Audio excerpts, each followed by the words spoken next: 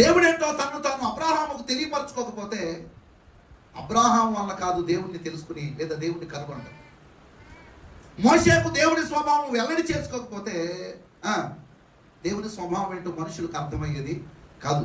నేనంటాను, ఇశ్రాయేలు ప్రజల కొరకు ఎర్ర సముద్రాన్ని చేల్చకపోతే, యోర్దాన్ని ఏకరాశిగా చేయకపోతే, ఇశ్రాయేలు సంతానాన్ని విస్తరింప చేయకపోతే, సమస్త జనముల కంటే ఇశ్రాయేలు జనాంగాన్ని హెచ్చించకపోతే బహుశా దేవుడు ఇంత గొప్ప కార్యాలు చేస్తాడు అనేటువంటి సత్యము లోకంలో ఉన్న ప్రజలు ఎవరికి కూడా అర్థమయ్యేది కాదు. నేను చెప్పినటువంటి ఈ 3 ఘట్టాలలో అంటే అబ్రాహాముకు దేవుడు పరిచయం అవటం, మోషేకు దేవుని స్వభావం పరిచయం అవటం, ఇశ్రాయేలు ప్రజలకు దేవుని ఆశీర్వాదం వెల్లడి చేయబడటం, ఇవన్నీ కూడా ప్రజల కోరిక మీద జరిగిన సత్యం కాదు. ప్రజలు ఆర్తనాదాలు పెడితే జరిగిన కార్యాలు కాదు.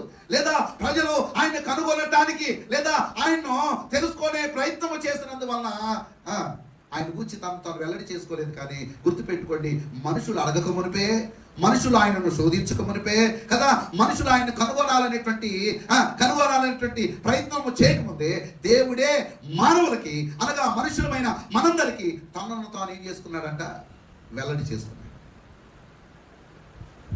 వేదాంతం మనుషులందరికీ దేవుణ్ణి గూర్చినటువంటి జ్ఞానాన్ని అందించేటువంటి ఒక గొప్ప